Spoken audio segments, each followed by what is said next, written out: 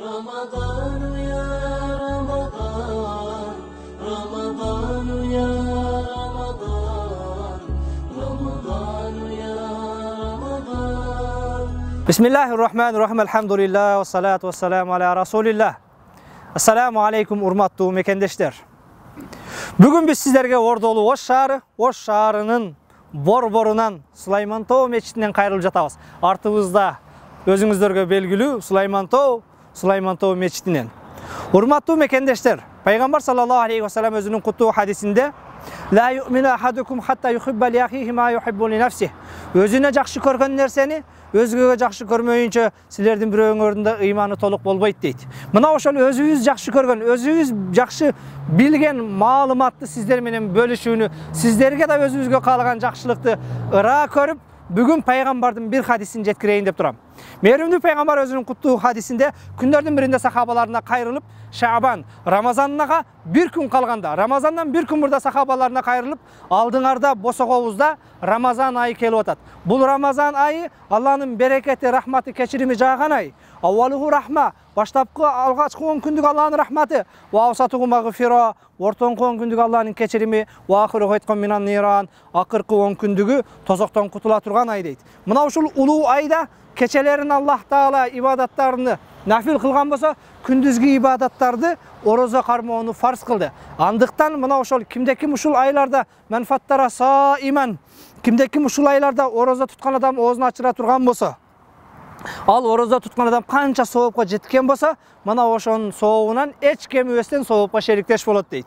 Пайгамбар саллаллаху алейхи ва саллям хадисин улай, ушул ыйык айларда ооз ачыргыла. Ооз ачырган адамдар ушундай соопторго жетет деп, ооз ачырган инсандардын Аллах Таала күнөөсүн кечирип, денесин тозоктон кутултат десе, кээ бир сахабалар: "Я Расулалла, бардыгыбыз эле ооз ачырганга мүмкүнчүлүгүбүз жок, кедейбиз, акчабыз жок" дегенде, Пайгамбар саллаллаху алейхи ва саллям: "Бул ай өзгөчө ай, бул ай мээрим, кечирим, рахмат айы. Бул айда жогоруда мен айткан соопко ким жарты курма менен же болбосо бир урттам сүт же бир урттам суу менен ооз ачырса дагы жогоруда мен айткан соопко шериктеш болот" дейт. Андыктан келиңиздер, мына ушул айларда өзүбүздүн жакын санаалаштарды, туугандарды же болбосо муктаждарды, жетимдерди, каарыларды ооз ачырып, батасын алып, жогоруда пайгамбар айткан соопко жетип, күнөөлөрүбүздөн арылып, тозоктон кутулууга бир мүмкүнчүлүк алалы. Мына ушундай бир чоң мүмкүнчүлүктү сиздер менен тең бөлүшүү үчүн бүгүн сиздерге кайрылып отурабыз.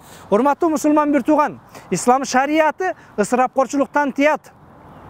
Аллах Таала кереметтүү Кур'анда "Кулу вашрабу ва ла тусрифу иннаху ла юхиббул мусрифин" жегиле, ичкиле, чындыгында Аллах Таала ысырапкорлорду сүйбөйт дейт.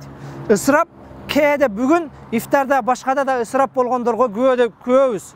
Мына ошондуктан кээде бардык нерседе сарамжалдуу пайдаланганды үйрөнсөк, Пайгамбар саллаллаху алейхи ва саллям курманын жарымы менен ооз ачырсаңар дагы күнөөлөрүңөрдөн арылып, тозоктон кутуласыңар дейт.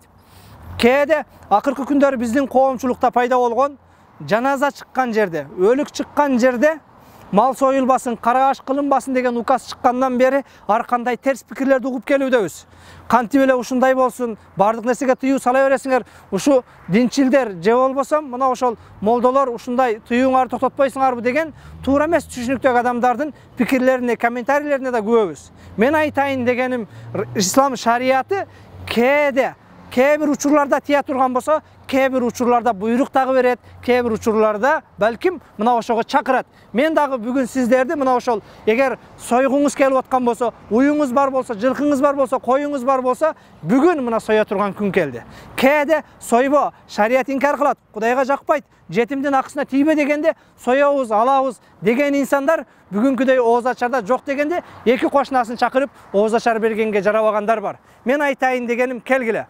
Элдин баарын чакыруу, айылдын баарын чакыруу же өзүңүздүн көчөңүздү, өзүңүздүн кварталды чакыруу кыйын боло турган болсо, жок дегенде оң жактан бир кошуна, сол жактан бир кошуна чакырып ооз ачырыңыз, жогоруда пайгамбар айткан соопко жетишесиз. Же болбосо бир тууган карындашыңызды, агаңызды чакырып ооз ачырыңыз, пайгамбар айткан соопко шериктеш болосуз. Мен айтайын дегеним, мына ушундай чоң мүмкүнчүлүктү текке кетирбестен, жалпыбыз тегиз пайдаланалы. Жараткан Аллах Таала мына ушул ыйык айларда туткан орозобузду кабыл кылсын. Кимде ким ооз ачарларды кылган болсо, мына ошол ооз ачарлардын сообу менен Пайгамбар саллаллаху алейхи ва саллям сүйүнчүлөгөн күнөөлөрүнөн арылып, тозоктон кутулгандардан кылсын. Ага кошумча жалпыбыз мына ушул айдын берекеси менен, ушул ай менен коштошуп атканда күнөөлөрүбүздөн арылып, бейиштик болгонду, бейишке жолдомо алганды Аллах Таала баарыбызга насип кылсын. Ассаламу алейкум ва рахматуллахи ва баракатуху.